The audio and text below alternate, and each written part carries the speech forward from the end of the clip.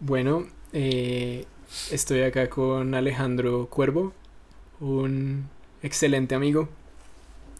Gracias por estar acá y acompañarme en este proceso. Bueno, gracias a ti por invitarme, gracias a ti por hacerme parte de este espacio.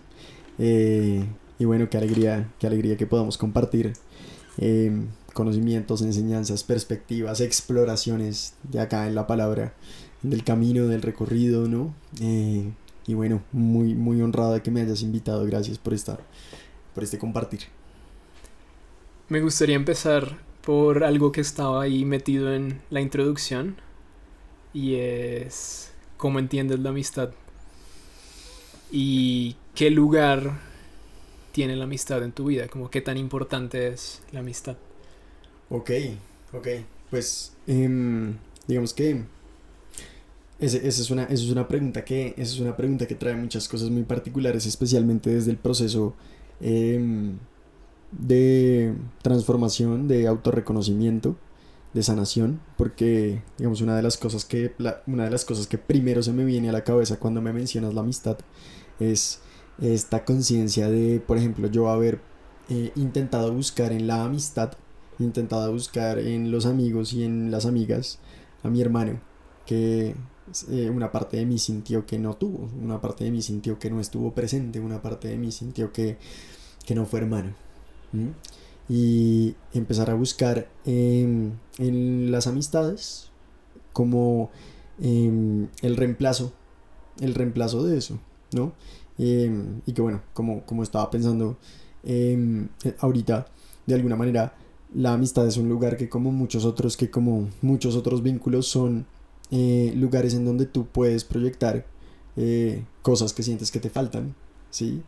Es usual que hagamos ese tipo de cosas porque constantemente estamos buscando en todo tipo de vínculos eh, que el otro nos dé algo que sentimos que nos faltó, ya de por sí de un primer otro, ¿sí? De un otro anterior, pero que además aprendimos a no darnos a nosotros mismos y por eso aprendimos también a esperarlo, sino exigirlo de los demás. Y eso pasa muchas veces también en la amistad. Es importante reconocerlo, al tiempo que creo que es un espacio bonito de co-creación, ¿no? Precisamente por eso, como se comparten energías, como que nuestras percepciones tienen la capacidad para reconocer que se nos están dando cosas, que se nos están entregando muchas veces cosas físicas, muchas veces cosas simbólicas, ¿cierto? Tiempo, energía, atención, ¿de acuerdo? Son espacios de co-construcción, son espacios en donde se invierte energía para crear algo juntos. Y creo que esa es una de las razones por las que, eh, digamos, eso es una de las bases, ¿no? Porque creo que no hay definición, ahora que lo pienso, desde esos términos, como que no hay definición más básica de amistad que la oportunidad de crear algo en conjunto, ¿cierto? Y por eso de alguna manera la amistad es la base, esa alianza que se genera para crear es la base de cualquier vínculo, es la base de cualquier relación, ¿sí? Idealmente, no para destruir, ojalá, sino para crear, ¿sí? O bueno, de pronto destruir para transmutar, de pronto destruir lo que ya no sirve, quizá, pero en esa co-construcción para el bienestar de los dos, ¿sí? Que se mantenga así, que no haya dependencias en las amistades, que no haya obligaciones, que no haya carencias, que no haya la necesidad de ocultar quién soy, tampoco la necesidad de exigirle al otro que me dé lo que yo siento que no puedo ser. Y así va surgiendo, para mí. Me gustaría, si quieres, hablar sobre como este tema de quizá proyectar a tu hermano en las otras personas, Uh -huh. como cómo se vive eso como fenomenológicamente, porque me resona un poco como en mi caso, como en los temas de pareja, como, Entiendo. como yo veo a una mujer y empiezan como un flujo de ideas diciendo como, ah, esta es no sé quién, esta sí, esta no sé quién. era algo como así, como encontrabas a una persona como interesante y es como, ok, esta persona, con ella voy a tener un compañerismo profundo y una hermandad. Y como te empezabas como a movilizar desde ese lugar de pronto. Em, Era algo por el estilo, tenía muchos factores importantes. Tenía que parecerse a mi hermano en ciertas formas, ¿sí?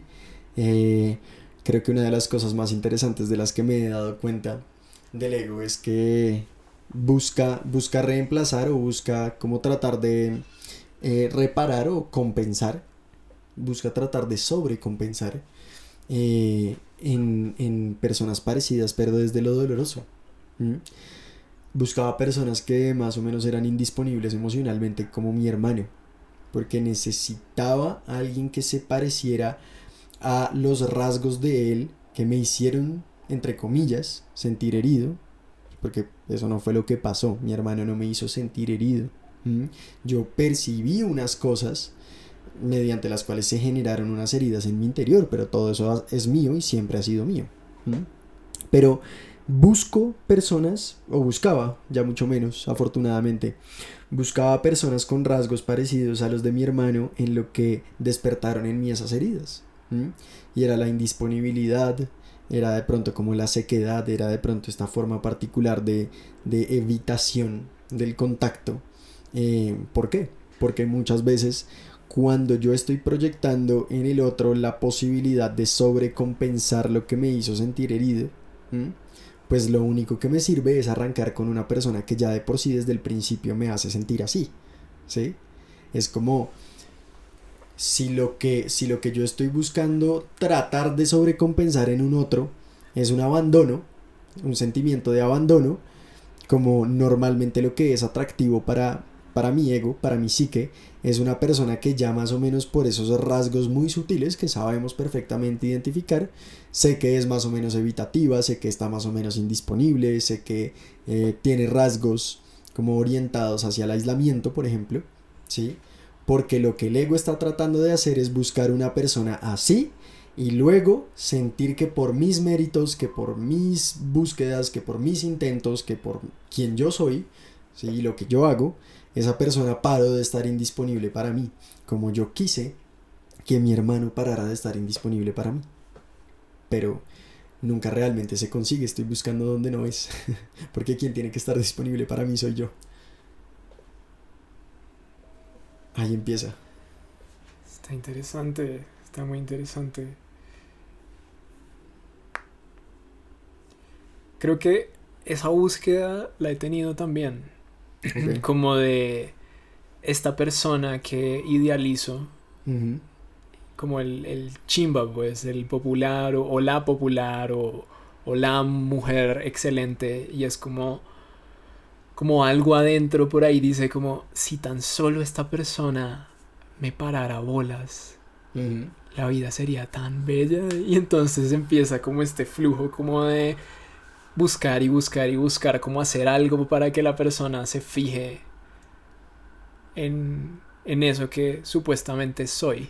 Exactamente. Que ahí también va el tema, ¿no? O sea, porque no es para que la persona se fije en lo que soy, sino para que se fije en eso que supuestamente soy. Lo que yo Que es lo quiero que me aparentar. permite, sí, que es lo que yo quiero aparentar para estar físicamente cerca de esa persona. Porque si yo me alejo de mí mismo, no voy a estar verdaderamente cerca de esa persona. Nunca. Nunca. Entonces es una ironía, ¿no? Es una bola de nieve en negativo.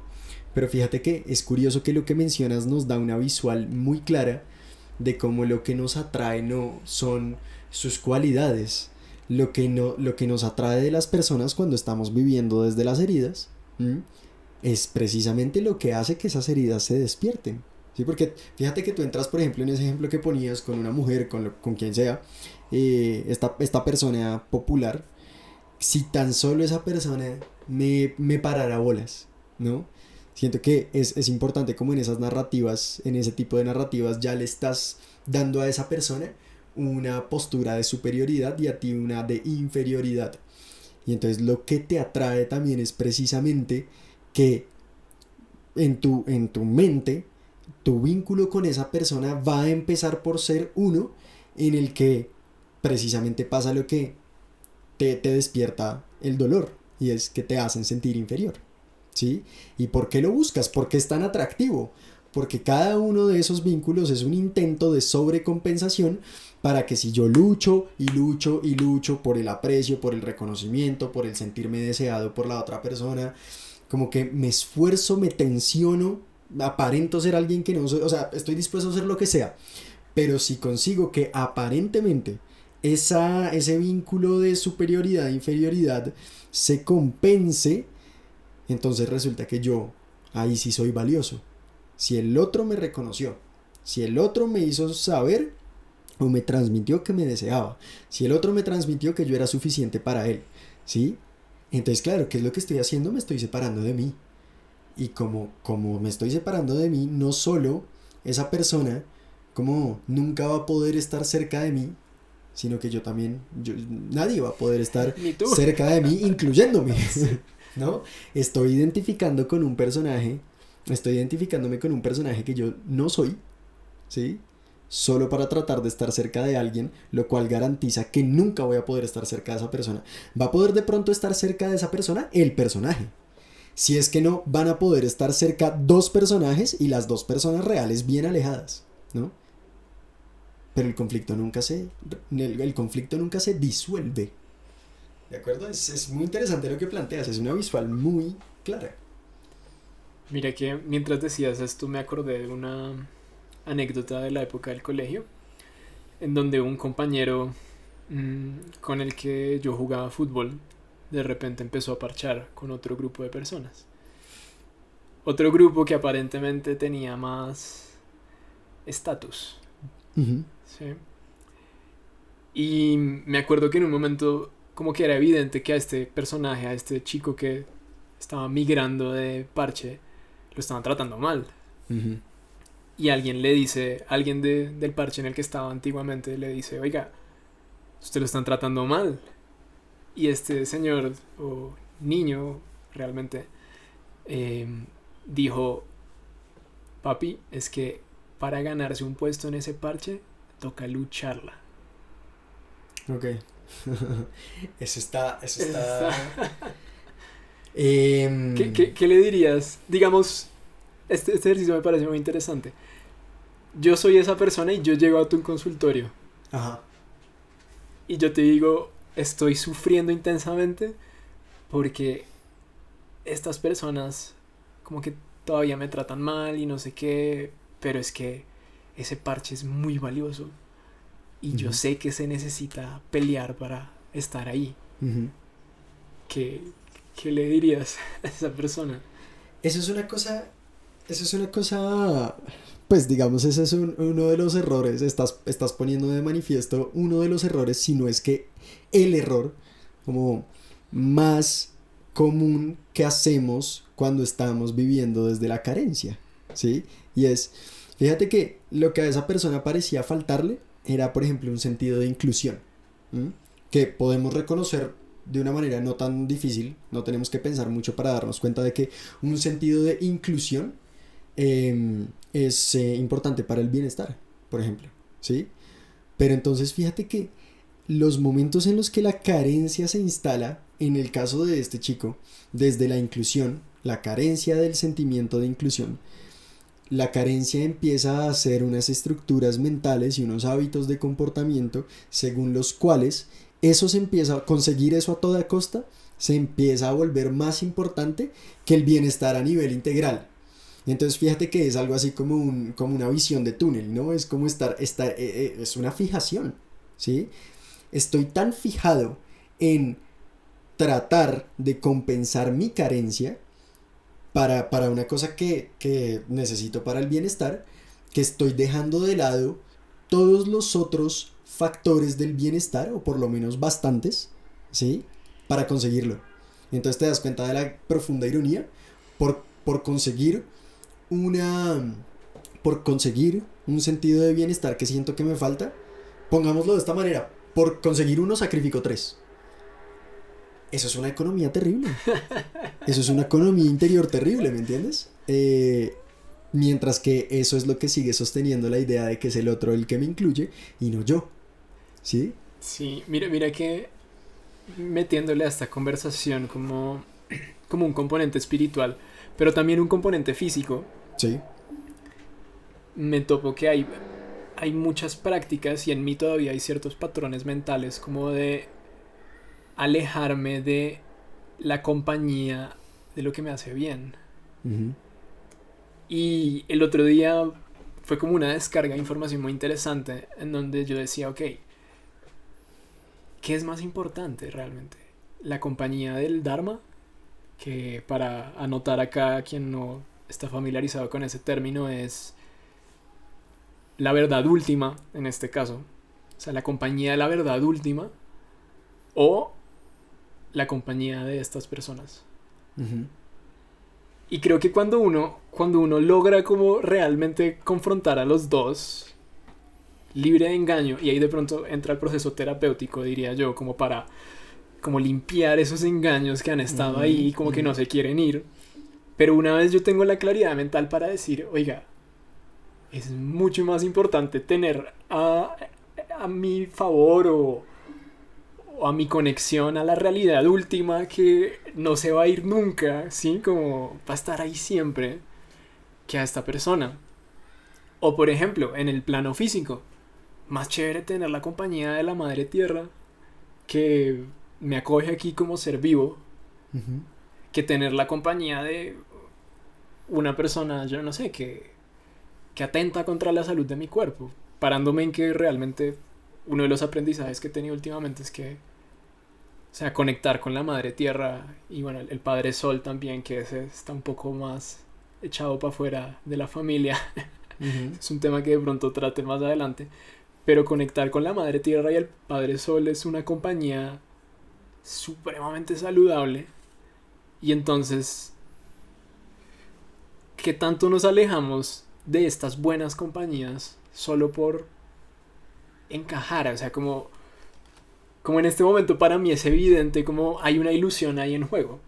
Ujú. Sí, como hay una ilusión que me está diciendo como que la compañía de estos seres, de estas personas, es más importante. ¿Cómo desenredar esa ilusión? Ese sería, dirías tú, el proceso terapéutico principalmente. Yo creo que, yo creo que en cierta forma también requiere también de una rectificación, o sea, de un desenredo, tal cual. Y claro, el proceso terapéutico puede ayudar mucho con eso. Empezando por mencionar que eh, es importante revisar desde qué lugar se está separando la compañía de la madre tierra y el padre sol, por ejemplo, de la compañía de las personas, ¿sí? Evidentemente,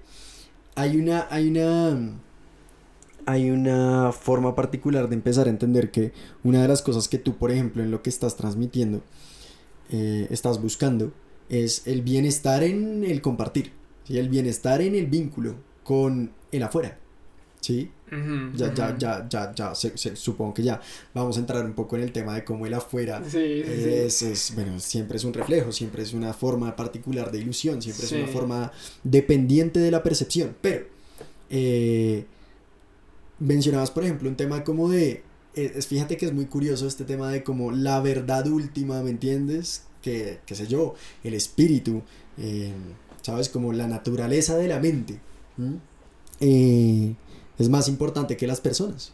Pero es que ¿quién dice que las personas no son una manifestación de la verdad última? Si bien este plano es una ilusión, Pero no sí. todas las personas. O sea, es que ahí está el tema. Yo creo que hay personas que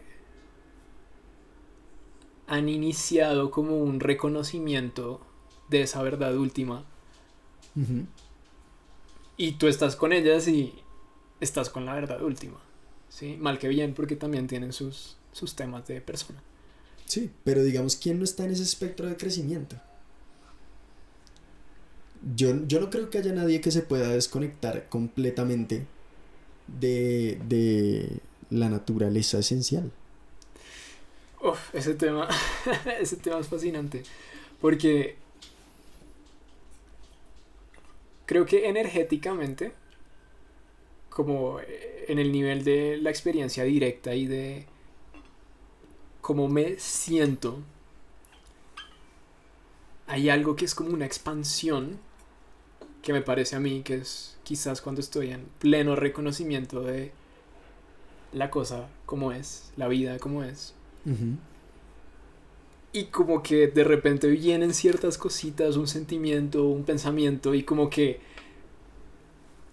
se contrae la cosa. Como que ya no es expansivo, sino como que se contrae. El asunto súper paradójico y fascinante es que igualmente en ese momento las cosas son como son. Sí, Pero como que está la idea de que no. Ese de pronto es el tema. claro, porque todo depende, por lo menos en el plano humano, todo depende de la percepción. Si te das cuenta, las personas que digamos, por ponerlo en un espectro, como unidimensional, están, llamémoslo, más despiertas, están más Ujú. conscientes, ¿cierto? Es porque simplemente tienen una percepción más cercana a la realidad, ¿sí? Y que compartir con esas personas naturalmente suele ser más agradable para el sistema nervioso, para el, pues, no como para lo que uno percibe. No para el ego de pronto. Sí, es decir, como suele ser más agradable porque son personas que están orientando su cuerpo, ¿sí? Por eso decimos que este es un videojuego, pero la única manera de salir de él es jugándolo muy bien, ¿sí? ¿Y qué es jugarlo muy bien? Creo que jugarlo muy bien es empezar a entrenarse para desarrollar una percepción más cercana a la realidad. Y ese son el tipo de personas de las que tú estás hablando, ¿sí? Que si bien están en ese sentido como unidimensional, por así decirlo, un poquito más adelante, ¿sí? No están exentas de nada, ¿sabes? Como no están exentas de nada de lo que hacen las personas de, entre comillas, más baja vibración. En ese sentido, fíjate que la verdad última se podría decir que es lo que sostiene el videojuego, ¿sí? Pero para conectar realmente con eso tenemos que jugarlo. Y en ese sentido creo que también la invitación es a reconocer cómo las personas también son eh, portadores de verdad. Las personas también son portadoras de contenido divino. Las personas también están hechas de la molécula de Dios, ¿no? Y en ese sentido, lo que creo que de alguna forma estás manifestando con lo que decías ahorita como de tu hábito de alejarte de las cosas que te hacen bien, creo que también es importante abrir la información de que eso puede caer fácilmente en el pensamiento dualista que le encanta al ego de bien y mal, ¿sí? Porque no se trata de bien y mal afuera, se trata de que todo con lo que me estoy encontrando me refleja algo que llevo en el interior y que transformando mi relación con ello afuera, ¿sí? Es como empiezo a yo manifestar, yo crear una realidad diferente con las personas. Las personas no son peligrosas. El vínculo con las personas no es peligroso. ¿Sí? Lo peligroso es sobreinvertirme, lo peligroso es exigirles, lo peligroso es sacrificarme por ellas, lo peligroso es sacrificarme por algo que siento que me pueden dar cuando yo no me lo puedo dar a mí mismo. Eso es diferente. Y permitirles que me roben mi energía por eso. ¿Sí? Eso es lo peligroso, entre comillas. ¿Sí? Porque finalmente todos vamos para adelante, finalmente todos vamos a despertar. Pero Pero hay una razón, digamos. Creemos aquí el arquetipo de una persona eh, predominantemente negativa. Digámoslo en términos muy honestos. Probablemente hay personas que tienen patrones mentales mentirosos en su mente. uh-huh, Y probablemente todas las personas tienen mentiras en su mente. sí, ¿Sí? Pero hay personas que son más apegadas a eso. entiendo. Por ejemplo, un criminal. O sea, un criminal, verdadero criminal, que piensa que atracar a la gente es bueno. O que de pronto ni lo piensa y simplemente lo hace. Porque yo creo que hay como niveles de inconsciencia bastante acentuados en esos escenarios. Hay una razón por la cual yo no me juntaría con criminales. ¿Sí me entiendes? Sí, Y creo que esa razón pues de pronto sí responde a algo de la dualidad, pero es sana. Sí, Entiendo. o sea, no para pararnos en el... Esto de pronto es como el peligro que me parece a mí, como para pararnos de... Yo nunca sería capaz de robar a una persona. Ujú.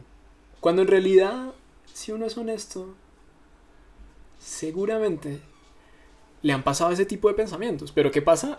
Tiene un músculo de bondad, digamos, mucho más fuerte. Entonces como que ese pensamiento se va ahí mismo. Sí, o bueno, como aprovechando para meter la cuchara en un paréntesis muy corto, nunca pensaría en robarle al otro, que muchas veces puede confundirse con un moralismo bastante trágico cuando no soy capaz de acatar en mi mente la posibilidad de robarle a otro mientras me estoy robando a mí intensamente. Que es cuando eso es lo que confundimos con bondad, desafortunadamente.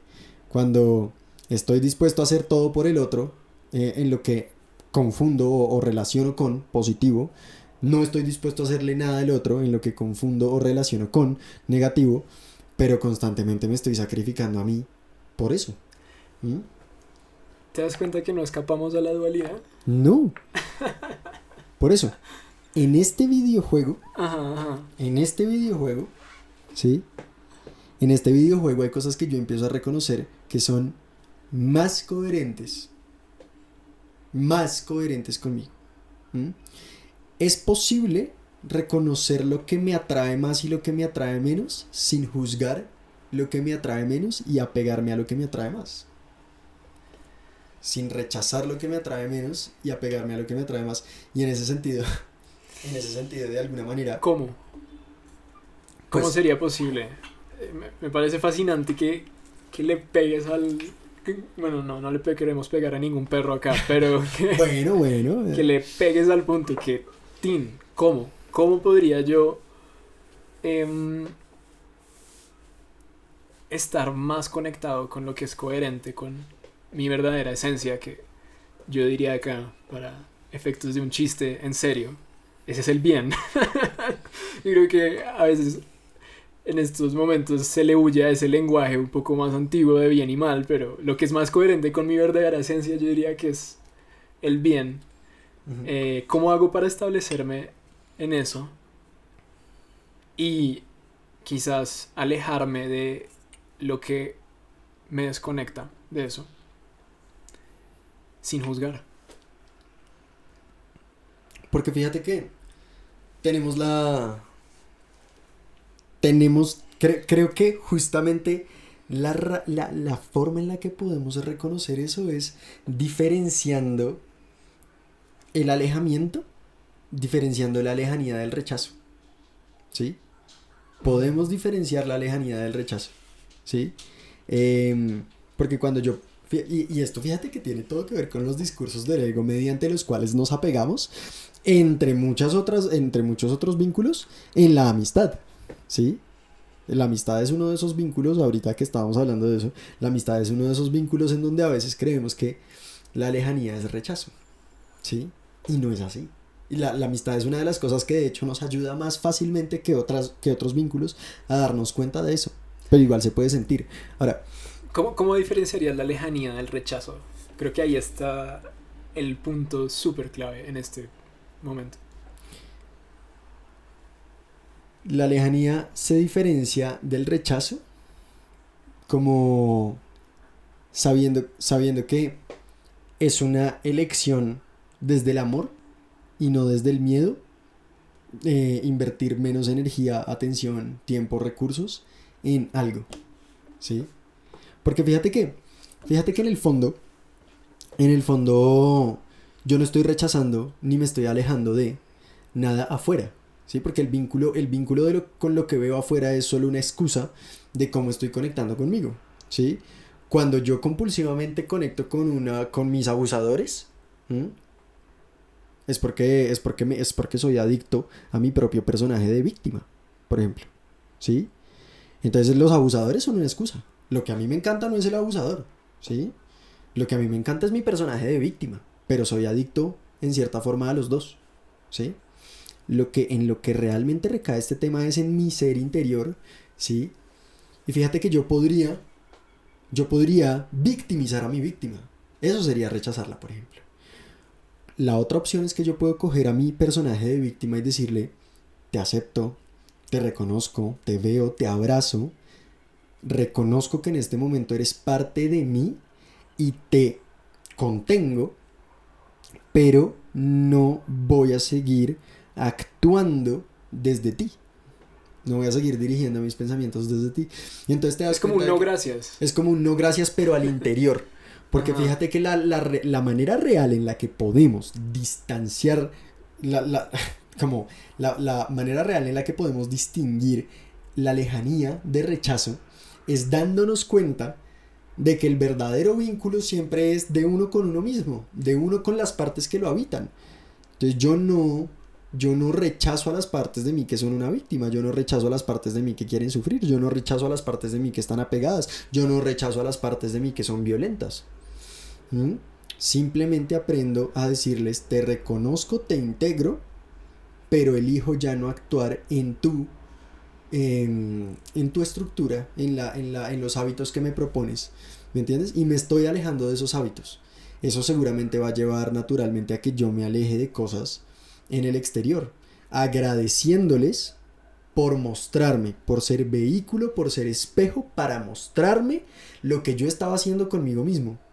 Te agradezco y me alejo de ti porque ya no quiero seguir siendo esta persona, ¿sí? Si nuestro vínculo puede cambiar, maravilloso. Y si nuestro vínculo no puede cambiar y yo para estar contigo tengo que seguir siendo este mismo personaje que yo ya no quiero ser, no estoy dispuesto. Y no lo juzgo. Simplemente cambio mi estructura interior. Tiene que haber un movimiento interior genuino de autorreconocimiento para que se distinga la lejanía de rechazo. Interesantísimo. Fíjate que esa ha sido una enseñanza que iba integrando en el plan de la sanación de los traumas. Y es algo que Thomas Hubble, con quien estudia esto, recomienda bastante. Y es, ok, hay algo que te está impidiendo estar en ti mismo. Ok. Lo que él dice es, reconoce que hay una inteligencia ahí. En un momento, eso te sirvió para sobrevivir. Y hónralo, como gracias. Pero ya no me sirves. Eso sonó como si fuera un servicio, pero es como ya no necesito lo que me ofreces en este momento, pero lo agradezco. Uh-huh. Sí, y agradezco porque no solo pude usarte cuando no solo requerí de tu servicio cuando necesitaba sobrevivir, sino que además requerí de la adicción a tu servicio para darme cuenta de que ya no era necesario. Porque la adicción a tu servicio es lo que finalmente logró que yo me sintiera desgastado, es lo que logró que finalmente yo me diera cuenta de que tiene que haber otra manera, de que tiene que haber algo mejor. Así que la inversión Los en tu golpes se servicio. aprende. En los golpes se aprende. Y tiene su parte muy real eso que dices. Ojalá la intención del camino espiritual es crecer cada vez menos así. Agradecer Sí. el golpe y al mismo tiempo decir, tengo derecho a no querer seguir aprendiendo desde el golpe, Sí. ¿no? Y votaría como hay una línea política para el que le interese estos temas. Aprender del golpe no implica crear más golpes tampoco. Creo que la vida tiene suficientes golpes de los cuales aprender, sí. Sí. Pasando a otro tema, pues quien busque a Alejandro en sus redes, que van a estar referenciadas en algún lugar de mis redes, se van a dar cuenta que él hace terapia con tarot. Entonces me gustaría quizás empezar con esta pregunta que creo que le puede dar una profundidad al tema. ¿Crees en el tarot? Bueno, ¿en qué sentido? Porque el tarot es un objeto, ¿no? Ahí está, lo tengo entre las manos 5 días de la semana dando terapia con él. Creo en el tarot. ¿A qué exactamente te refieres? Me encanta. porque una amiga me hizo la misma pregunta después de que compartí un póster o alguna publicación tuya y me dijo, ¿crees en el tarot? Y yo como no sé si creer. O sea, no creo que sea algo de creencia. eh, pero quizás podemos empezar por ahí. ¿Tú crees que hay algo de fe? Digámoslo, voy a desarrollar esta idea. Para mí la fe es confianza en lo que no se ve en este momento. Ujú. Entonces, por ejemplo, hablaban el otro día de la fe de los budistas, que a veces pintan al budismo como si no tuviera fe. Pero la fe de los budistas es que el ser humano es capaz de estar en una felicidad absoluta. Ujú. Y eso es una fe, porque no es tan aparente. ¿Sí? Sí. ¿Hay algo de fe en el tarot, dirías tú? Pues entendiendo la fe como la creencia, la confianza en algo que no se puede ver. em, yo diría que depende de cómo se use, ¿no? Empezando incluso por esa pregunta, depende de cómo se use el tarot, ¿no? Cuando tú empiezas a hacer tarot adivinatorio, que pues básicamente significa que tú estás tratando de ver qué va a pasar en el futuro, cuando tú estás tratando de ver qué va a pasar en un tiempo que no es este, con unas personas que no están acá, ¿sabes? En unas circunstancias que no son las actuales. em, Tú puedes o puedes no tener confianza en algo que no se puede ver, ¿sí? Eh, lo importante, lo importante es que reconozcas también para qué estás haciendo eso, ¿sabes? Creo que ahí está el tema como de la fe bien colocada y la fe mal colocada. Sí, Mm.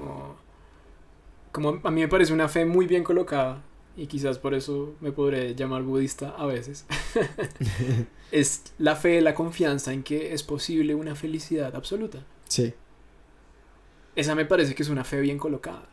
Una fe mal colocada quizás puede ser de que la persona de la esquina me va a leer el futuro.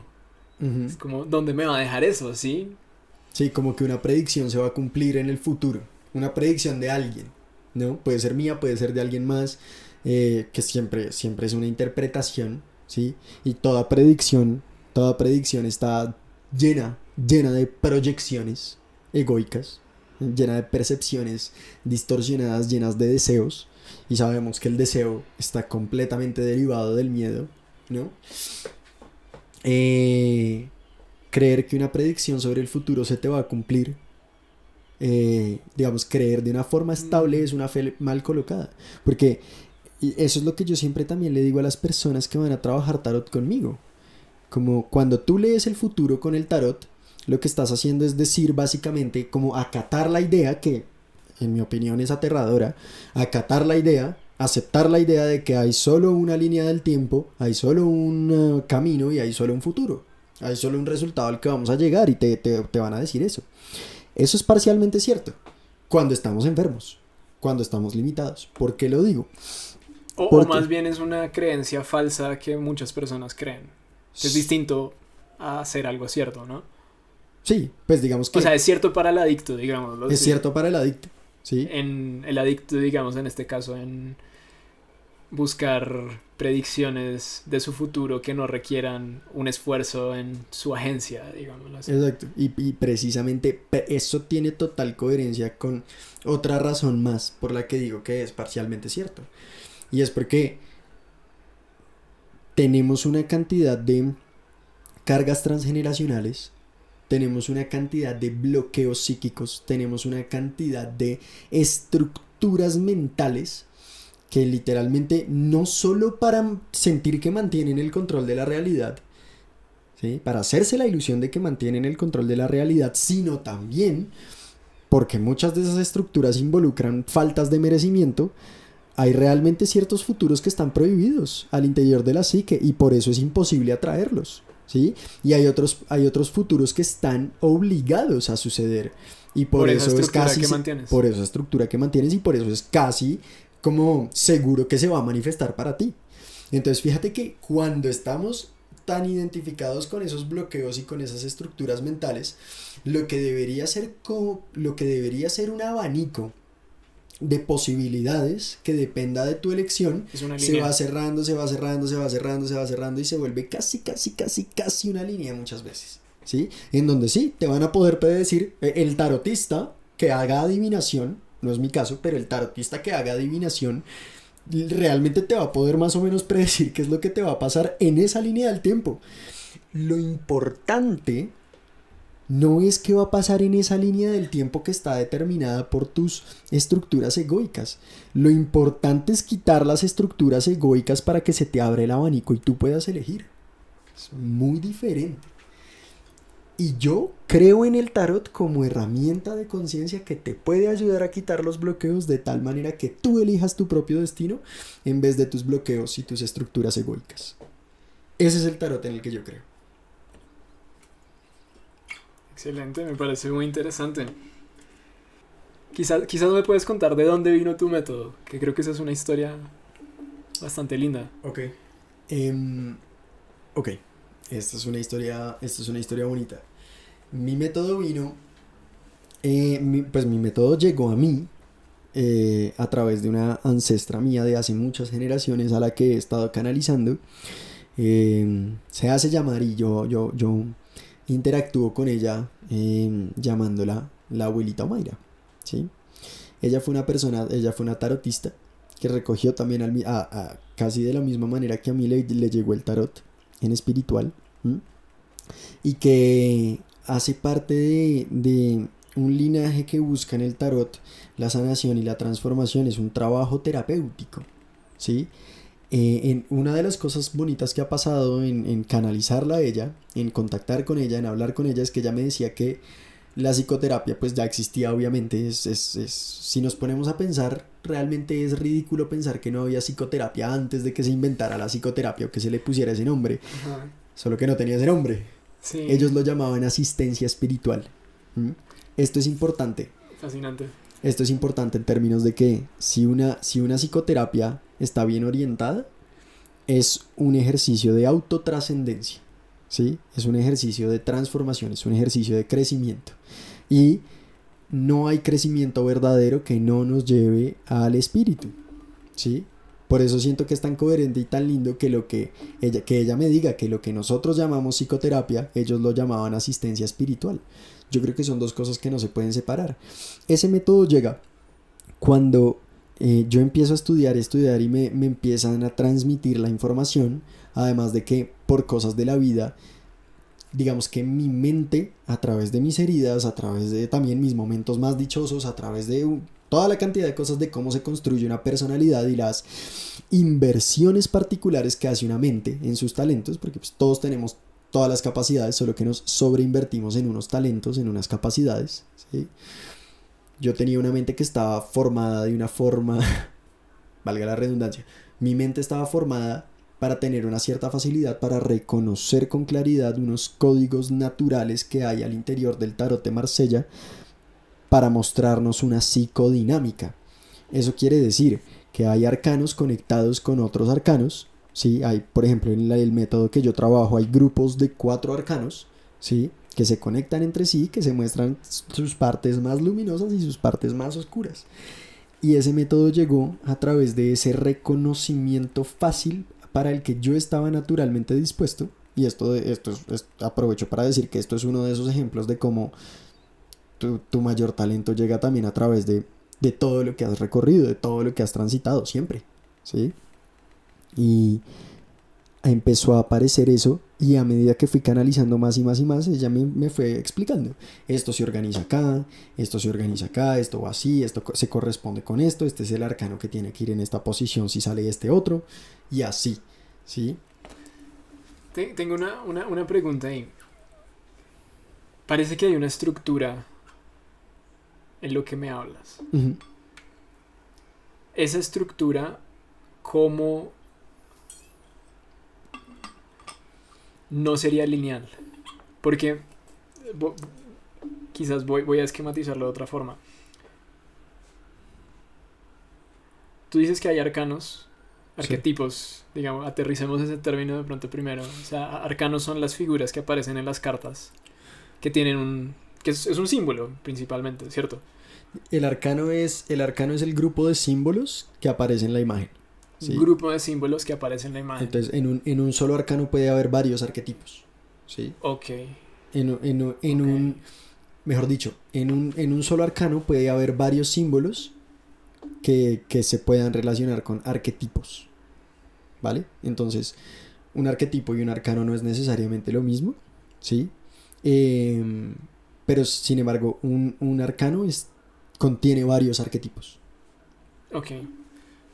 Entonces, digamos, los arcanos son grupos de símbolos. Sí. Y entonces tú dices que hay grupos de símbolos como pegados los unos a los otros. Uh-huh. ¿Cómo describirías esa superficie que los pega entre sí? ¿Sí me hago entender? O sea, Okay. hay una estructura, sea la que sea, no, ahorita vamos a que me expliques de pronto más eso. Sí. Pero hay una estructura sobre la cual se pegan los arcanos. Sí. O sea, no es como que aparezcan, yo qué sé, el arcano X y el arcano Y uno encima del otro, sino como que hay Sí. una estructura. ¿Cómo es esa estructura según tu método? Es numérica. Ok. La estructura numérica está en tanto se forman grupos de 4 arcanos haciendo como unas operaciones relativamente simples que pues yo empecé a recoger. ¿Sí? Ok. Una de las más importantes y una de las que más fácil nos queda ver, ¿sí? Es cuando vemos que los arcanos mayores, por ejemplo, hablando específicamente de ellos, tienen 2 series decimales más el loco y el mundo, que siempre en mi método están en cualquier proceso. Entonces extraigamos esos en este momento de la ecuación. Hay 2 series decimales, del 1 al 10 y del 11 al 20, ¿sí? Uno de los primeros códigos numéricos que pega un arcano con otro es los 2 arcanos, el vínculo entre los 2 arcanos que está en la misma posición decimal pero en la otra serie. Un ejemplo, Okay. 9 y 19. Ok. ¿Sí? Sí. 4 y 14. Okay. ¿De acuerdo? 1 y 10. 1 y 11. 11. 1 y 11. Porque es de 1 a 10 y el otro es de 11 a 19. 1 y 11. De 11 a 20, sí, es la segunda. Sí. 1, 11, 2, 12. 3, 13, 4, 14 y hasta Ok. 10, 20. Entonces esa es una... O sea, la relación que tienen el 1 y el 11 y el 2 y el 12 sería... Esa es un primer contacto. Esa es una de las primeras líneas que hace que que un grupo de 4 se forme. ¿Sí? ¿Cuál es la siguiente? Las parejas que suman 21. Llevamos jugando 21 Blackjack desde antes que se inventara el 21 Blackjack, porque está inscrito en nuestra psique apuntarle también al mundo desde el tarot, que es el 21. Las parejas que suman 21, como por ejemplo en mi caso, en la esfera que yo trabajo, 19 y 2. 7 y 14. 19 y 2, 7 y 14, ¿sí? Y así. Entonces fíjate que ahí ya vamos formando como un parche. Pero, ¿qué quiere decir? O sea, es que ahí va mi pregunta. No sé si esto sea un tutorial para tarotistas. De pronto vamos muy a lo específico, pero si quiero llegar a... A ver, el 1 y el 11 tienen una relación, que es... O sea, ¿qué los relaciona como psíquicamente? Digámoslo así. Ah, ok, ya más como el contenido, más allá de lo numérico. Sí, como el 11 qué significa para el 1 y el 1 qué significa para el 11. Son el espejo oscuro. Ok. O luminoso, el uno del otro. Es como esa cara que es difícil ver, es como que te están mostrando la misma imagen desde 2 lados diferentes, ¿sí? Cuando tú ves el 1 y el 11, que en el tarot de Marsella son la fuerza y el mago, no respectivamente, es como estar viendo la misma imagen desde 2 lugares diferentes, desde 2 lados diferentes, ¿vale? Entonces, es como tú estás viendo, por un lado, a una persona, en la fuerza estás viendo una persona que está, una mujer, o lo que parece una mujer, agarrando del hocico a un león, ¿cierto? Una bestia que puede ser aterrador, puede ser absolutamente magnífico, puede ser una estructura de dominación, puede ser una estructura de represión, puede ser una estructura de guía amorosa, depende de dónde lo cojas. ¿Mm? Ok, ¿y el mago es el otro? El mago es el De la otro. pareja, esta pareja. Ajá. Ajá. En donde estás viendo, por ejemplo, a un personaje que está parado con una mesa, en la que tiene una serie de objetos, ¿sí? En donde de alguna manera estás viendo cuando una persona se puede sentar tranquilamente o no a experimentar habiendo como diseccionado, habiendo como expandido como su propio laboratorio o el ente con el que está trabajando en varias partecitas chiquitas, ¿sí? Por un lado nos encontramos a una bestia, por un lado nos encontramos a un uno, a un ser, ¿sí? Con el que estamos interactuando. Por el otro lado nos estamos encontrando todos sus componentes regados en una mesa para que nosotros los podamos movilizar y adaptar diferente en el espacio. Sí, quiero colocar aquí el ingrediente de las heridas emocionales. Que quien quiera profundizar esto, Alejandro tiene, creo que horas de contenido hablando de esto. Entonces digamos que mi herida emocional está en la fuerza. ¿Qué significaría el mago para esa herida emocional mía? Entonces, ya que son espejo... ¿O qué significaría el espejo para mi herida emocional? Veámoslo como más desde arriba. Entonces como... estás preguntando algo súper importante porque es tal vez lo primero que se trabaja en el método. Okay. Y es, como el ego tiene tanto afán, cuando se siente herido el individuo y se siente en la necesidad de generar un ego, una estructura de personalidad, que es tal vez su primer objetivo es hacerle a la persona sentir que recupera el control de tratar de no sentir dolor, tratar de alejarse del dolor que le produce su propia herida, ¿sí? Si él vivió una herida en un arquetipo, en este caso por ejemplo la fuerza, como estabas diciendo, él va a tratar de irse a lo que parece, como tiene tanto afán, va a tratar de irse a lo que en primera instancia parece como lo más alejado de ese arquetipo. Que sería el mago. Que sería el mago, curiosamente. Lo chistoso del asunto es que como son espejos, vas a estar condenado a estar viviendo solo la misma posición, la misma situación todo el tiempo, solo que vista con otros ojos, ¿sí? Entonces, cuando tú sufres una herida en la fuerza, sí, tu movimiento es irte huyendo al mago y ahí te quedas, ¿sí? ¿Esa es la misma estructura de la justicia y el mundo? La justicia y la luna. Y la luna. En este caso, sí. Sí, el mundo es como un arquetipo superior, digámoslo así, como que trabaja en todo lado. Trabaja en todo lado, de acuerdo, sí, por así decirlo. Entonces es como lo mismo, si mi herida está en la justicia, entonces yo voy a querer irme al mundo. A la luna. A la luna. Sí. Ok. Si tu herida está en la justicia, vas a querer irte a la luna y viceversa. ¿Sí? Entonces, si estoy en la luna, me voy a querer irme a la justicia. Correcto. Eso es lo que pasa. ¿Y qué sería?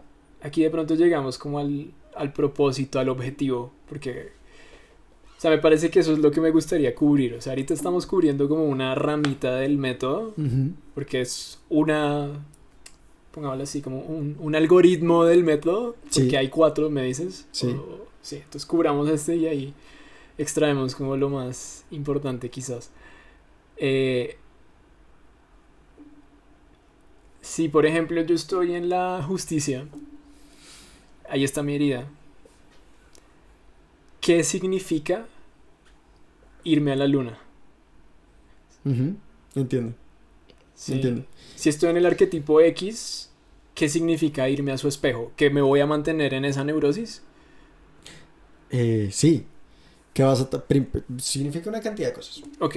Primero, que vas a tratar de estar negando tu realidad a partir de algo que en apariencia es opuesto, pero digamos que en un sentido más profundo es exactamente lo mismo. Hagamos eso con ejemplos de vida real con estos dos arquetipos que me parecería muy interesante. Tengo entendido que la justicia es el arcano de como la moral, de alguna forma, como de determinar esto es lo bueno, esto es lo malo lo corto con mi espada y lo bueno venga para acá. Entonces digamos si yo tengo esa herida con eso, sí, y me voy a la luna es y neuróticamente a la luna, digámoslo así. Entonces yo por ejemplo acabaría teniendo una moral extremadamente pobre, pensando que así yo trasciendo mi herida de la moral, cuando en realidad estoy adoptando una moral súper fuerte, Ujú. pero basada en unos valores que no me convienen. Lo- ¿Sería como por ahí? Es exactamente eso, es literalmente eso, ¿sí? Excelente. Porque fíjate que cuando estamos tratando de huir de una herida, Ujú. ¿sí? Tenemos que irnos pero tan lejos en lo que parece como una línea, pero en realidad es un círculo. Nos terminamos yendo tan lejos que volvemos a lo mismo, ¿sí? Mm. Entonces tomémoslo desde la justicia como estás mencionando.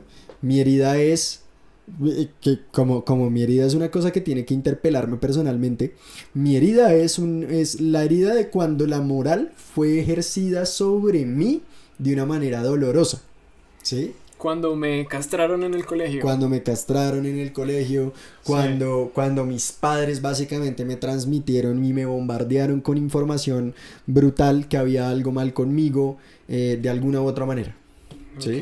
ok. Entonces ahí se puede generar mi herida. Y entonces el movimiento neurótico sería a la mierda con eso. Yo no voy a seguir ninguna moral. La moral es para, no sé, maricas, no sé. O otro Ok. término peyorativo. La moral Sí, no sirve. sí, Y entonces me voy todos los días a emborrachar y a tener sexo con desconocidos. Que eso fue lo que me prohibieron en un principio.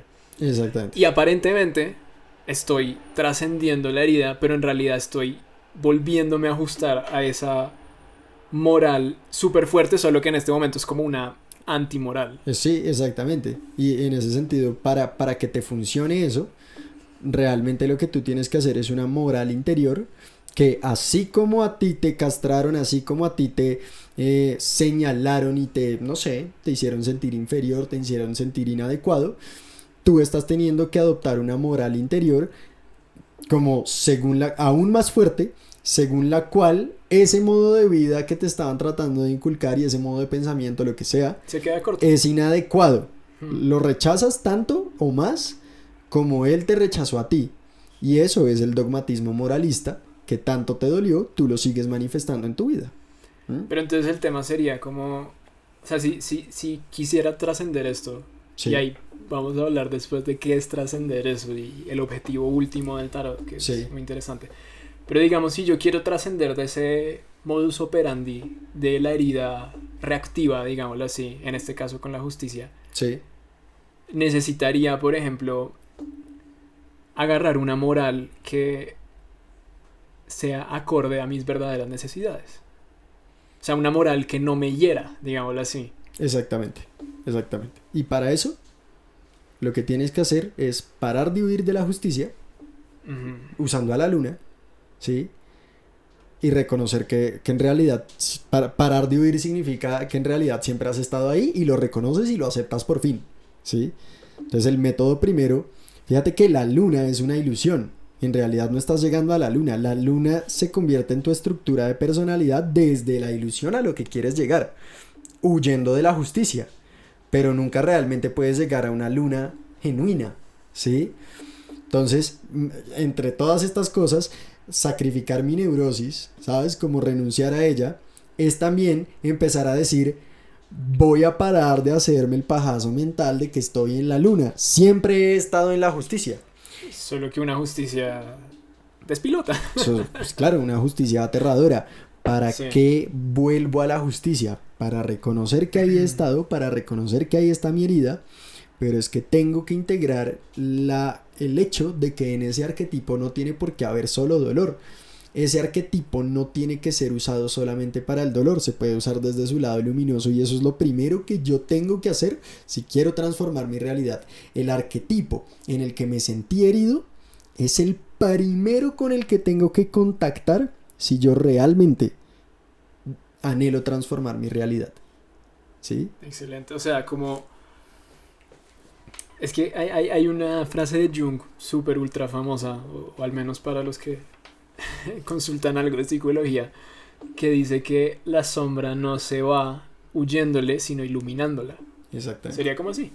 O Exactamente. sea, yo tengo que iluminar mi neurosis, que es una conducta, digamos, inconsciente que ha estado dominando mi vida. Uh-huh. Tengo que iluminar, darme cuenta, y luego puedo empezar a trascenderla. Claro, porque voy a estar más pendiente de cuando aparezca. Antes, eso actuaba, iba y venía y yo ni me daba cuenta. Pero después, cuando entra la conciencia, es como, ahí estás. Ahí estás. Es como, ok. Y volvemos a lo que hablábamos hace un momento. Me serviste en un momento, pero ahorita lo voy a tomar por otro camino. Sí, y es un tema bastante lindo porque es reconocer que si bien tu sentido operativo, si bien como tu funcionamiento ejecutivo, tus hábitos, tus formas de pensamiento, ¿sabes? Como las formas que toman las cosas que manifiestas, pueden verse como, en este caso particular, pueden verse como la luna. Nunca has parado de sentirte como la justicia. ¿Mm? Entonces es empezar a reconocer como, ¿por qué no en vez de seguir huyendo de la justicia, o tratando más bien, por qué no en vez de seguir tratando de huir de la justicia, empiezo a aceptar que he estado ahí por mucho tiempo desde la herida y empiezo a ir allá para que estar allá ya no sea desde la herida, sino desde la transformación, desde la sanación, desde la paz, ¿sí? Ahí, cuando yo contacto, en este caso en particular, cuando yo contacto con la justicia, parando de tratar de operar ejecutivamente como la luna, haciendo el pajazo mental de que eso soy, ¿sí? Pues entonces realmente es cuando puedo empezar a quitar capas de mí con las que me había identificado para no contactar con mi herida. ¿Mm? El ego es una cosa que formula la ilusión de alejarnos del dolor, pero no a través de sanar la herida, a través de encubrirla. Esa es su gran ironía. Como la herida nunca está sanada, pues siempre necesito más y más y más, hasta que por fin decido parar de encubrirla y contacto con ella. Contactar con la herida solo se puede hacer a través del arquetipo, ¿sí? Contactar genuinamente con la herida desde un lugar consciente solo se puede hacer a través del arquetipo en el que mi herida sucedió. Creo que ahí llegamos al tema del loco y del mundo, quizás. Porque de pronto el loco y el mundo es como una forma de hablar o trabajar con el ego. Porque voy a colocar aquí un escenario. Tengo una identificación, que sería el ego en cierto sentido, con esta forma de vivir que ha sido neurótica. Uh-huh. Y entonces necesito un trabajo con ese mecanismo de identificación, de aferramiento que sería el ego, antes de llegar como al arquetipo. Correcto. Y ahí entrarían el loco y el mundo. Ahí entra el loco. Ahí entra el loco primero. Porque el loco es un caminante, ¿sí? Y digamos que de cierta manera se podría decir que cuando hemos estudiado al loco, digamos los tarotistas, nos hemos dado cuenta de que es el único arcano que en cierta manera más o menos segura podemos garantizar que está caminando, ¿sí? Sí, que está moviéndose hacia adelante, que está cambiando su posición. Y eso es un simbolismo a que habitar el loco significa es romper el ego. Significa transitar de un arquetipo a otro. Ajá. El arquetipo en el que me quiero estancar al arquetipo del que estoy huyendo. Y esa es la primera función del loco en mi método.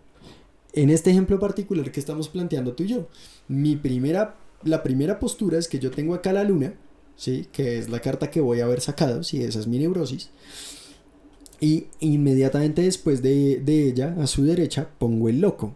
Y el loco en el tarot de Marsella va caminando hacia la derecha. Es decir, se está alejando de la luna para ir caminando hacia lo que tiene que buscar realmente, que es en lo que en realidad ha estado todo el tiempo. En este caso, la justicia. Entonces voy primero de la luna a la justicia usando al loco. O sea, el arquetipo del loco no necesariamente en el tarot, pero como el loco como arquetipo de la humanidad, que me parece que tiene cosas en común con el del tarot, es como esta persona que hace lo que es bueno para él, sin importar lo que los demás digan. Exactamente. Es eso. Entonces, claro, ese personaje, eso sirve mucho como para poder empezar a soltar ese ego, esa identidad que no me hace bien. ¿Correcto? Exactamente. Súper. Y bueno, ahora, quizás para hablar del tema del propósito detrás del método, uh-huh. tu abuelita Omaira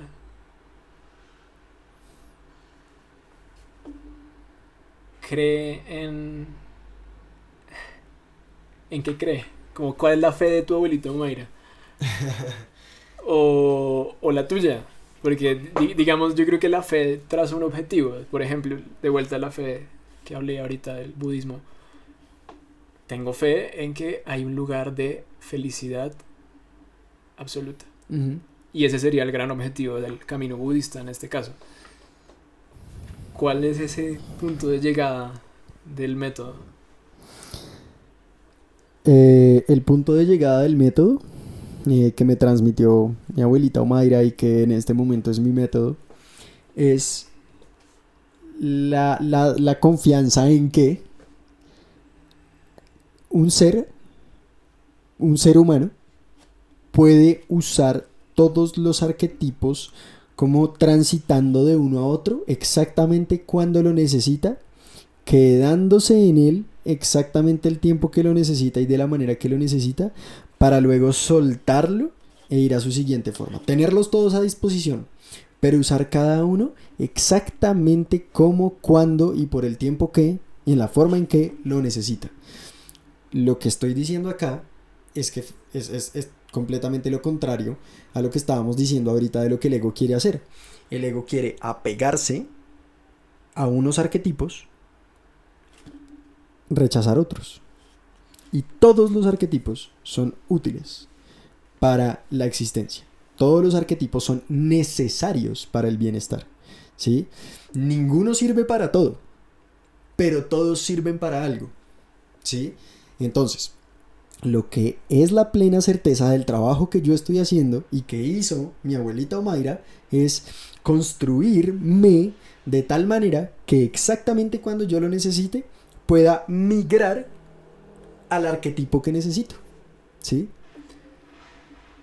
Y eso, curiosamente, perdón, Sí. hago un último paréntesis, eso es lo que, entendido el mundo, entendida la realidad desde donde yo la estoy viendo, es exactamente lo mismo que tú entiendes en esta voz budista de un ser humano que puede tener felicidad absoluta, ¿sí? Tú dirías de pronto que no es posible la felicidad absoluta si no haces el tránsito entre todos los arcanos. Exactamente. Cuando para ser completamente feliz, para tener felicidad absoluta, desde el budismo, eso es sinónimo de, entendido desde el lado del método que a mí me transmitieron, es libremente sin ningún tipo de bloqueo, y también cuando llegas a un arquetipo sin ningún tipo de apego, puedes usarlos todos libremente como se necesitan, darles su función. Y claro, como ocupas su función en un momento, ¿sabes? Como los usas para algo y consigues un objetivo, seguramente al siguiente instante vas a tener que migrar a un siguiente arquetipo que es aquel que va a ser el necesario para la realidad que surge el instante después en el que cumpliste tu función desde el primer arquetipo. Migras al segundo, al siguiente. Sin apegos, sin rechazos, sin miedo. Todos los necesito y estoy dichoso habitándolos todos. Eso es felicidad absoluta. Interesantísimo. Ahora, conectado con eso, ¿qué es lo más importante en la vida? Lo voy a dejar así, iba a decir para ti, pero me gustaría que la pregunta se quedara como si esto fuera algo quizás valioso para todos, no solamente para ti. ¿Cómo responderías a esa pregunta? Aunque claro, hago el paréntesis, uno solo puede responder desde la trayectoria individual, eso sí, es el paréntesis inevitable. ¿Qué sería lo más importante? ¿Puedo elegir dos? Que están conectadas. Sí, sí, Me parece que sí. están conectadas la una con la otra. Sí, a ver.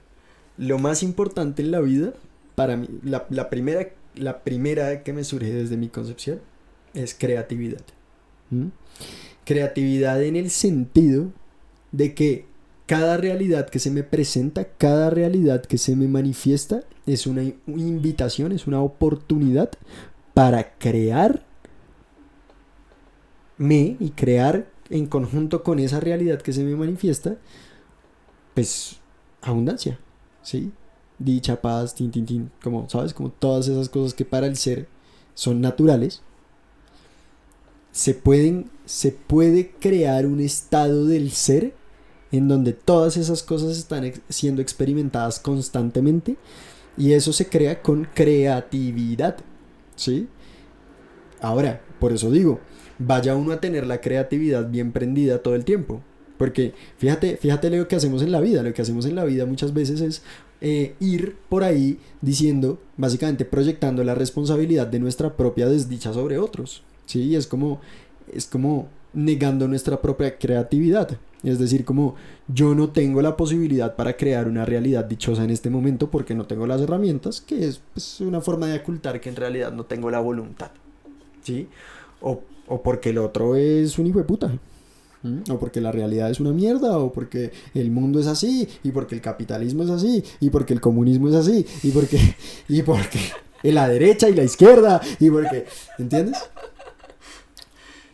Okay, entonces, Puedo crear una realidad maravillosa en cada momento si tengo creatividad, uno, y la dos, que es la que iba a decir, la segunda lo más importante en la vida, número dos, percepción adecuada. Si yo percibo, son como el yin y el yang estas dos cosas, ¿no? Se retroalimentan, se nutren mutuamente y se catalizan mutuamente. Si yo tengo una percepción adecuada acerca de la realidad, que hablemos de percepción adecuada como una cosa que se acerca más a la realidad de la que estábamos hablando, con la que contactan mucho los budistas, ¿cierto?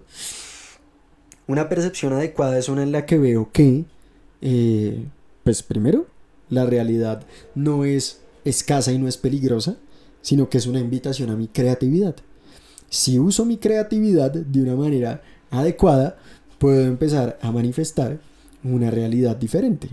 Y percibo esa realidad diferente como una cosa que está también sucediendo diferente por la generosidad infinita del universo, en sintonía con mi propia generosidad conmigo para hacerlo mejor por mí. En eso entiéndase que en todos los casos, hacerlo mejor por mí está en sintonía con lo que es mejor para el universo. Porque si no, ¿cómo diablos calibraría? Es imposible tener como beneficios personales que sean disonantes con el colectivo. Es imposible tener beneficios personales genuinos que sean disonantes con el todo. Entonces, con percepción adecuada y con creatividad, yo puedo... Jugamos el videojuego bien hasta que nos salimos de él. ¿Sí? ¿crees que hay algo de miedo en hacerse la pregunta de qué es lo más importante? Sí. Y como todo miedo siempre es egoico. ¿Y por qué conecto estas dos cosas? Porque el ego le tiene miedo a la creatividad del ser. Y el ego le tiene miedo a la creatividad que puede surgir de una percepción adecuada. ¿Sí? Cuando yo me pregunto qué es lo más importante en la vida, ¿sí? Eso es muchas veces para el ego el primer esbozo de que este hijo de puta el que estoy tratando de engañar todo el tiempo está queriendo despertar y por lo tanto hacerme menos necesario. ¿No? Hijo de puta se está tratando de despertar, véalo ahí, hay que hacer algo. ¿No? Este hijo de puta está tratando de tomar responsabilidad por su propia realidad y eso es peligrosísimo para el ego. Eso es el inicio de su disolución. Sí, creo que también hay, y de pronto esto lo aterrizamos a tu método, también puede haber como un movimiento de culpabilidad en las personas por no estar en lo que ellas consideran como lo más importante. Y ¿cómo se sale de eso? ¿Qué diría? O sea, pero bueno, quiero como aterrizar bien la idea. Sí. como fenomenológicamente en la experiencia directa de un ser humano, que en este caso fui yo, pero probablemente vas a ser tú o, bueno, no, probablemente serás tú en algún momento o la persona que nos escucha. Yo me hago la pregunta de qué es lo más importante. Y me surge una respuesta, digamos, genuina, que es, lo más importante es estar en paz. Ujú. Y llega un movimiento psíquico, una ola de pensamientos y llega y me dice, oiga, pero usted sí la está cagando. Si usted cree que lo más importante es estar en paz, entonces es mucho huevón meterse con este man, con este otro man, con no sé quién, con consumir tanto de X o de Y o de Z. Ujú. Ese movimiento me parece que viene y... ¿Qué se hace con él? ¿Qué dirías tú? Pues antes que cualquier otra cosa, reconocer que sí, no solo me está aparentemente, no solo me está quitando mi paz estar con este y con el otro, sino que lo que más me está quitando mi paz es tratarme así en este momento, de llamarme un huevón por estar haciendo esto. Eso me quita mi paz, ¿no? Em, Power, en- claro. entonces siento que eh, como a eso yo le respondería. Fíjate que es curioso porque cuando formamos también un ego espiritual se manifiesta un montón de dogmatismo mediante el cual nos castramos, ¿sí? Diciendo que es que no, ¿cómo así? Pero si la espiritualidad, pero es que yo no debería estar así, pero es que yo no debería estar pensando así, yo no debería estar sintiendo así, es que yo ya estoy más elevado, es que este no es el objetivo, es que la estoy cagando, o, o, o me volví a dormir, no desperté, ¿sí? Y si yo no acepto dónde estoy, si yo no acepto que esto es un proceso, ¿sí? Y que estoy en muchas maneras aprendiendo a transitarlo, ¿sí? Pues si no me contengo a mí mismo, si no me doy a mí mismo el trato mediante el cual esa paz podría estar garantizada por lo menos en mi interior al principio, pues como diantres espero crear una realidad pacífica. Sí, y lo que me llega ahora es que, o sea, a esa voz, o sea, primero decirse esto es un buen recordatorio, es como que, primero que nada, tengo que guardar distancia amorosa quizás con este impulso mental que me lleva a la autoculpa, Sí, ¿no? Quizás eso es todo, como guardar un espacio amoroso a eso. sí.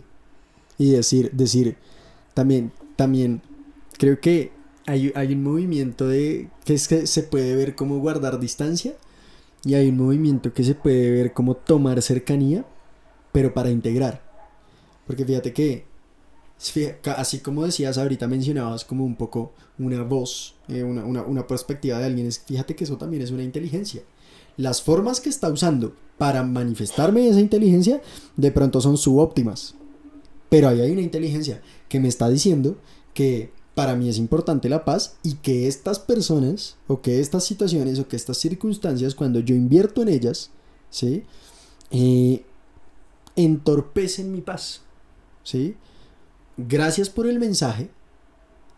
Me acerco al mensaje, me distancio de las formas que usó esa parte de mí para transmitirme el mensaje.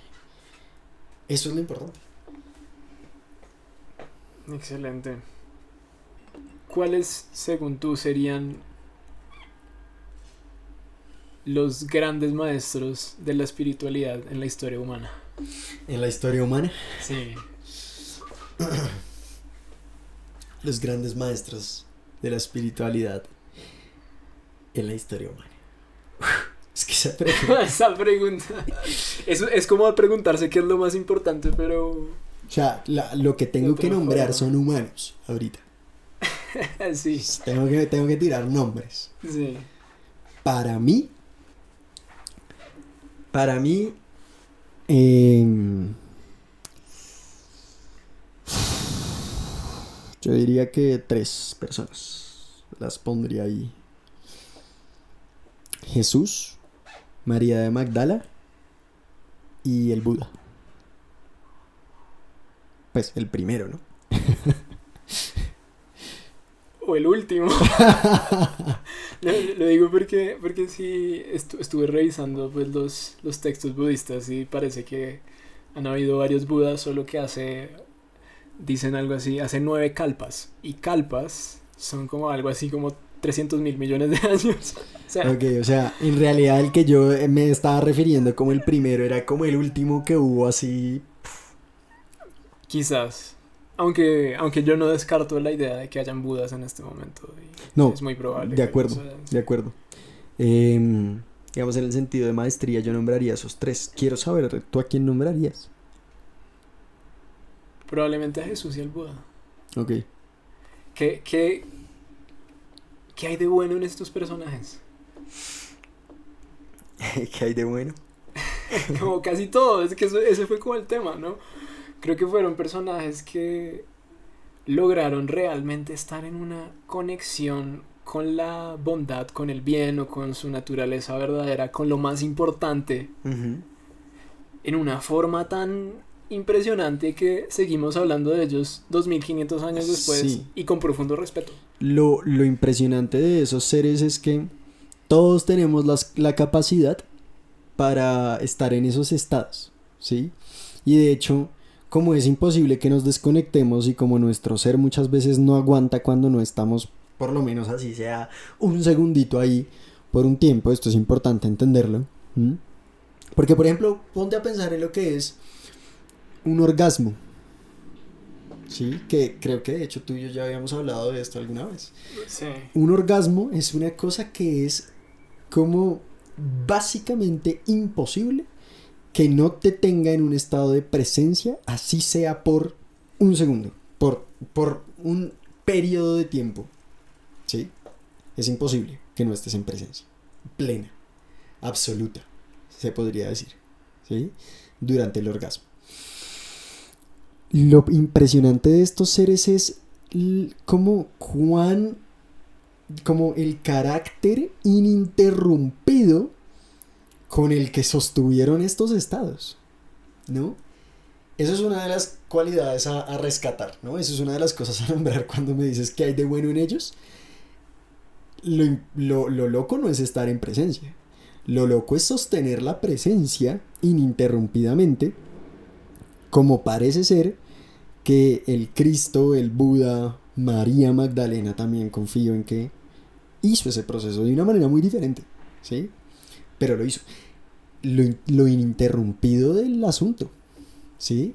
Porque vaya uno a sostener eso es mucha energía, eso es tener un músculo energético muy hueputa, ¿no? Para meterse en esos estados, es una voluntad muy potente y eso requiere también de un acecho, ¿no? De una alerta muy, muy, muy comprometida con qué pensamientos se están manifestando en mi interior, ¿sabes? Cómo estoy pensando la realidad, cómo estoy percibiendo la realidad y a qué elijo decirle que sí, a qué elijo decirle que no, con qué elijo identificarme y con qué elijo no identificarme. ¿Me identifico con el pensamiento de miedo o me identifico con el pensamiento de amor? ¿No? Y la disciplina, la disciplina con la que esa gente eligió los pensamientos de amor ininterrumpidamente, yo creo que esa es su gran enseñanza. Simple pero no fácil. Exactamente. Exactamente. Pues en el Dhammapada Dhammapada es un texto budista que aparentemente el Buda dijo, y independientemente si lo dijo este personaje de carne y hueso, no tiene gran sabiduría, comprobado por mí y muchas otras personas. Dice que el camino del Buda es hacer el bien, no hacer el mal y purificar la mente. Simple. No Sí. fácil. No fácil, es hermoso, porque creo que es la tercera condición. La tercera condición es la que permite las otras dos, Así ¿no? mismo lo digo, claro. Claro, o sea, si yo, o sea, hacer el bien y no hacer el mal. Moral, digamos, en esa escena. Pero si yo no agarro el impulso que me lleva hacia el mal y le digo, de pronto como hacía el Buda en muchas historias en donde se encontraba con el diablo, y creo que Jesús también tiene historias en donde se encontraba con el diablo y le decía, no. Así como gracias, gracias, ¿no? Como escuché tus comerciales, escuché tu publicidad del samsara, pero no. Sí, creo que ese componente es muy interesante, al menos en las historias budistas de cuando Buda se encontraba con Mara, que es este personaje que encarna la ilusión. Eh, Como que lo que siempre se repite es que el Buda le decía, te conozco, Mara. Claro, porque si uno no conoce a Mara, si uno no conoce a la maldad, no se va a poder separar de ella. Evidentemente. Y que siento que es bonito. Es bonito que en este momento me despierta una cosa importante y es, te conozco, Mara. Debe haber venido que Buda, antes de ver a Mara en afuera, ya lo había visto miles y miles de veces adentro. Por eso podía decirle que lo conocía, ¿no? Eso es lo que me llega. Y en ese sentido ya cuando se presentaba el Mara afuera, que era simplemente pues un arlequín, ¿no? De la realidad, para que decidamos lo que a veces llamamos una esfinge, le decía, ya te conozco, te he visto en mi interior infinitas veces y te puedo decir que no te compro esta propuesta. Y quizás más importante, te puedo decir que lo que me dices es mentira.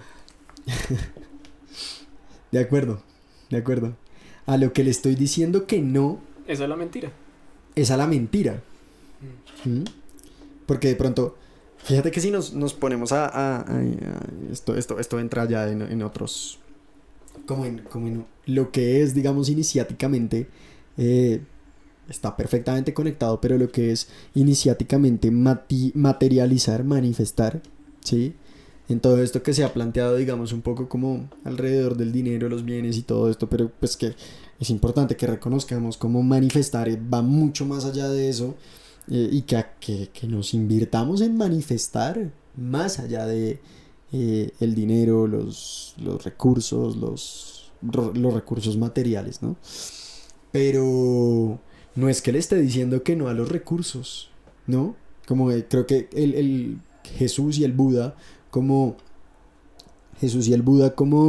abogados del camino del medio, no es como, creo que esta es mi opinión personal, no hicieron votos de pobreza, hicieron votos de renuncia a la ilusión, y cuando no hay ilusión hay abundancia, no exceso, hay abundancia. Pero abundancia real. Eso que dices me lleva a una historia del Buda en donde Mara se aparece y le dice, oiga, usted es muy crack. Usted tiene todos los poderes mentales que usted quiere. Si usted quiere, puede volver al Himalaya completo de oro sólido. Y el Buda le responde, oiga, pero es que 2 veces eso no va a saciar mi avaricia. Entonces no.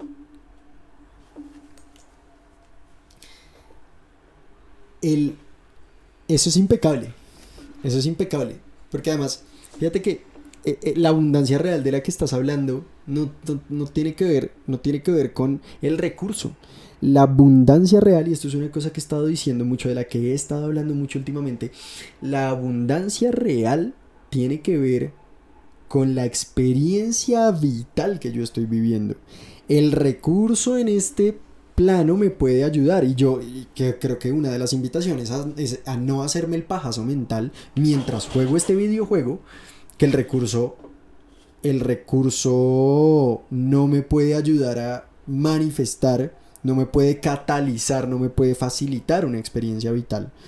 Yo creo que me la puede facilitar y por eso, pero es que la intención no es pedir el recurso, porque el recurso no es la abundancia es la experiencia vital que yo genero en mi interior y que el recurso cataliza como máximo. Maravilloso manifestar una realidad en donde tengo una cantidad abundante y una calidad abundante de recursos que me ayudan a catalizar mi sentido de bienestar, ¿sí? Pero el recurso es una forma, y la forma es perecedera, la forma es impermanente, ¿no?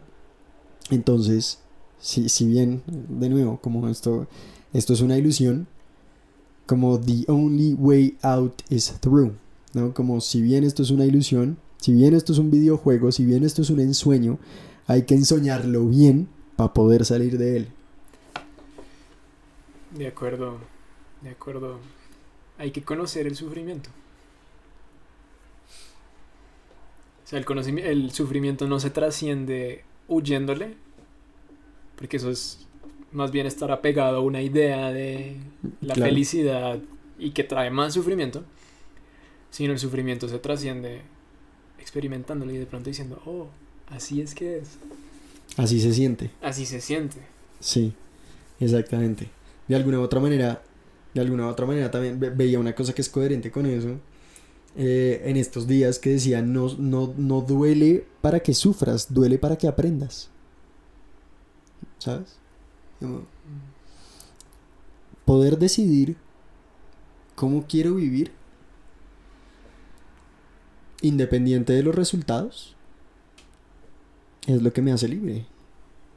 Libre de sufrimiento. ¿No? Entonces, bueno, eso abre toda una discusión. Pero estamos acá como ya decantando la energía de todo lo que hemos venido hablando, como te quisiera preguntar como cuáles son estos pepas, estas perlas y como esta línea central de lo que hemos hablado durante este tiempo que recogemos de acá. Diría yo, lo que acabamos de decir es una, y lo dijimos de distintas formas en la conversación, que el sufrimiento o la neurosis, que es otro término similar, no se trasciende huyéndola, porque de vuelta, esto tiene mucho que ver con tu método, lo que yo acabo de decir, porque si yo me voy a huirle a mi neurosis, supuestamente a huirle, termino es apegado a un ideal que es la misma neurosis. Exactamente. Yo solo puedo huir de mi neurosis con neurosis. Pero si la reconozco y la integro, como diría Jung, si ilumino lo inconsciente, entonces ahí se va trascendiendo. Yo creo que esa es la gran pepa. Esa es la gran pepa. Bueno, última pregunta de pronto, o de las últimas. ¿Qué le dirías a una persona que tiene miedo de ir a psicoterapia?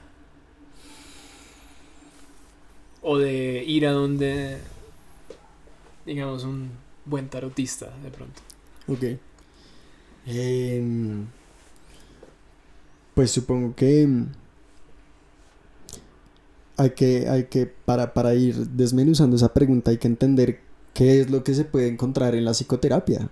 Y en general, la psicoterapia, especialmente cuando está como organizada de una manera coherente, la psicoterapia te va a... con lo que te vas a encontrar en la psicoterapia es con tu oscuridad y con tu poder para iluminarla. Entonces, eso es un pedo, porque una persona que tenga miedo de ir a psicoterapia básicamente parece estar manifestando que por un lado tiene miedo de su oscuridad y por otro lado, y esto es curiosamente esta segunda suele ser más fuerte que la que acaba de nombrar, tiene miedo de su propio poder para iluminarla. ¿Sí? Y eso es básicamente como el estado dormido en el que muchas veces estamos, en el que estamos en muchas maneras, ¿sí? El estado dormido es la negación de nuestro poder para iluminar nuestra oscuridad por miedo a él, ¿sí? De pronto ahí viene la fe. O sea, como es muy importante que una persona tenga fe de que genuinamente es posible ser feliz. Sí, ¿no? Y lo loco del asunto, fíjate que va más allá de eso. Lo loco del asunto es que las personas saben. Las personas en el fondo de sus psiques y en cierta forma tienen todo de frente para saber que hay formas de ser feliz, pero no les sirve al ego. Al ego no les sirve ejecutar así, al ego no les sirve eso, al ego no les sirve la libertad, al ego no les sirve la ligereza, al ego no les sirve la relajación, ¿sí? Al ego les sirve que la persona esté identificada con este sentido, se vea como se vea, este sentido de fragilidad representado ya sea por el patetismo o por la arrogancia grandiosa. Todo eso es fragilidad, ¿sí? Y al ego le sirve que la persona se identifique con eso. Es decir, a la persona le sirve identificarse con eso cuando no se quiere hacer responsable de su propia realidad, ¿sí? Eso quiere decir que ya que sirve más estar identificado con la víctima, por ejemplo, con el abusador, con el ladrón, con el compulsivamente robado, ¿sí? También hay esa estructura. Ya que a la persona le sirve más y la hace sentir más segura estar en esos arquetipos, que iluminar su oscuridad, le tiene miedo a su propio poder, porque su propio poder es lo que podría acabar con esa realidad cómoda. Y eso también es el miedo a la psicoterapia. Más que la oscuridad es la creatividad y el poder. Pero yo diría que ahí es importante como decir que muy probablemente no le sirve esa estructura. O no le sirve como piensa que le sirve. Estamos de acuerdo. Y ese puede ser un comienzo para animarse a ir a psicoterapia. Es decir, tengo esta estructura de personalidad mental que probablemente no me sirve para estar en paz, para estar feliz. Sí, eso es lo chistoso del asunto. Fíjate que por eso, ahí es cuando las personas van a psicoterapia. Cuando la estructura de personalidad que no están dispuestas a soltar está teniendo resultados catastróficos. Que ya, o sea, ya no hay forma de no verlo. Sí, entonces mira, es muy chistoso decir esto, pues es muy confrontador darse cuenta de esto, pero muchas veces la persona llega al terapeuta tratando de encontrar maneras que siente que no está pudiendo ver en que con su misma estructura de personalidad pueda estar otra vez cómoda, ¿sí? Como la intención primera, cuando las personas no han comprendido este enredo, es: terapeuta, ayúdame a encontrar maneras en las cuales con la misma estructura de personalidad, con las mismas bases, con las mismas raíces, yo pueda volver a estar en esta estabilidad, en este más o menos control de mi realidad, difuso, pero que me hace sentir como falsamente tranquilo, falsamente dichoso, falsamente en placer, ¿sí? Las personas muchas veces no se imaginan, ¿sí?, que con lo que se van a encontrar es con que lo que tienen que hacer no es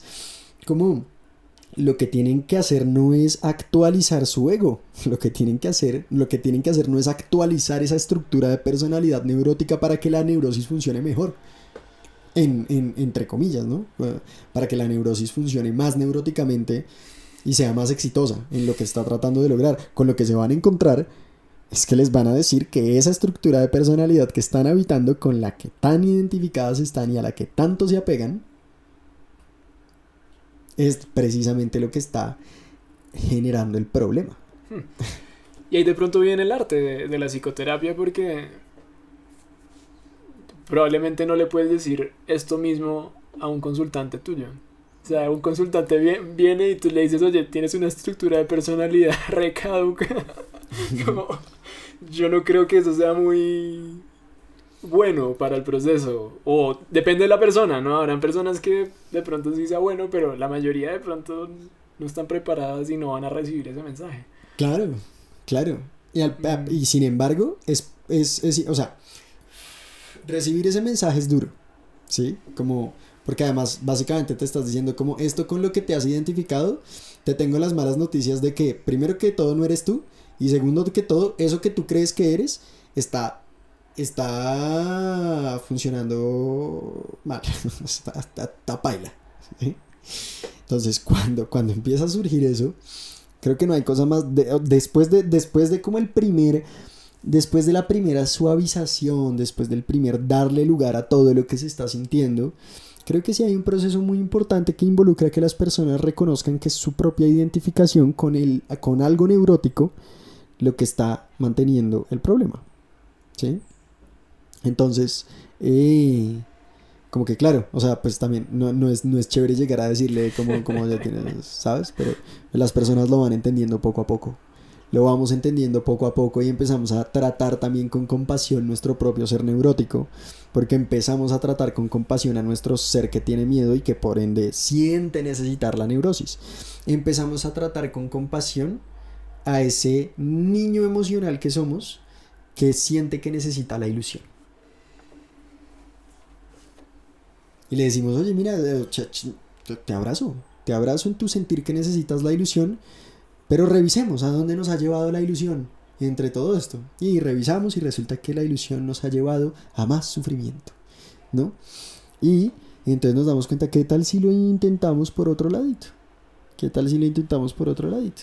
Y poco a poco se van quitando bloqueos, poco a poco se van quitando como estructuras y hay que hacer una transformación. Cuando una psicoterapia se pone muy seria y deriva en lo que es un proceso espiritual genuino, el cuerpo empieza a cambiar también, ¿entiendes? El cuerpo cambia. Estás liberando memorias emocionales que se instalaron en el cuerpo. Estás liberando estructuras de personalidad que se corresponden con las estructuras de tu cuerpo. Estás renunciando a formas de pensamiento que se traducen en tu funcionamiento neuronal, en tu funcionamiento hormonal, ¿sí? Todo. Una estructura de pensamiento se traduce, se materializa en un funcionamiento neuronal, hormonal, todo, ¿sí? Como hay una homeostasis como en el cuerpo que cada vez es menos dependiente de percepciones desde el miedo. Se va instalando un nuevo software. Exactamente. De a poquitos. de a poquitos. Bueno, por capas. Bueno, gracias. Yo creo que ha sido una excelente conversación. Y dile a los oyentes en dónde te pueden encontrar. Bueno. ¿Y qué pueden encontrar? Porque, bueno, aquí digo, por si no saben y no escucharon, Alejandro es psicólogo con toda la certificación que pide la cultura.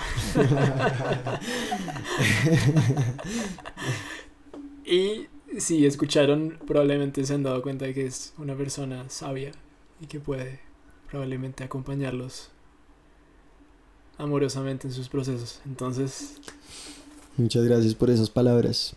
Entonces, pues yo en este momento estoy compartiendo contenido acerca de pues los 3 pilares de mi proyecto que se llama Taroterapia.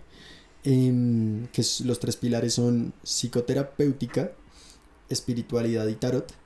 Y entonces en mi página de Instagram se puede encontrar contenido al respecto de pues una cantidad de cosas que están basadas en esos 3 pilares. La cuenta de Instagram se llama Cuervo_Taroterapia. Hay un canal de YouTube y un canal de Spotify que ambos se llaman igual, se llaman Taroterapia, sanación y transformación, en donde estoy compartiendo contenido acerca de cómo podemos encontrar todos los factores terapéuticamente relevantes en los arcanos mayores del tarot de Marsella. Entonces ya se hizo toda la ronda en los arcanos mayores, desde el juicio hacia el mago, excluyendo el loco y el mundo. Desde el juicio hacia el mago ya se hizo todo el contenido acerca de heridas emocionales y programaciones familiares heredadas, dolorosas. Y en este momento estamos en la ronda de estructuras neuróticas de personalidad, ¿sí? Entonces estamos compartiendo ese contenido ahí. Ahí me pueden encontrar. Digamos que si alguien está interesado en una exploración del método, un contacto con el método de tarot, está abierta la psicoterapia, también están abiertas las lecturas express, que son mucho más cortas, mucho más concisas cuando alguien no se quiere sumergir en una cita completa de psicoterapia. Digamos que esos son como los canales mediante los cuales pueden contactar con mi servicio y mi contenido.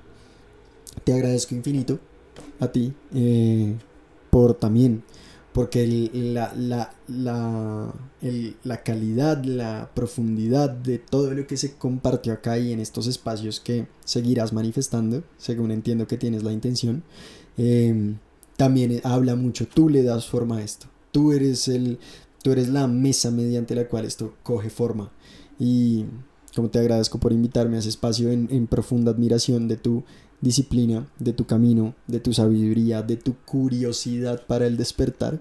¿Mm? Me honra mucho haber sido invitado a este espacio a tejer palabra contigo. Qué alegría que lo podemos hacer y como siempre fue un placer compartirlo. Esta vez con micrófonos de por medio para compartir más hacia afuera. Gracias, gracias. Y bueno, ojalá esto integre algún aprendizaje valioso en el oyente, esa es la intención. Y que puedan encaminarse hacia una vida con mayor bienestar y menos mentiras. Eso.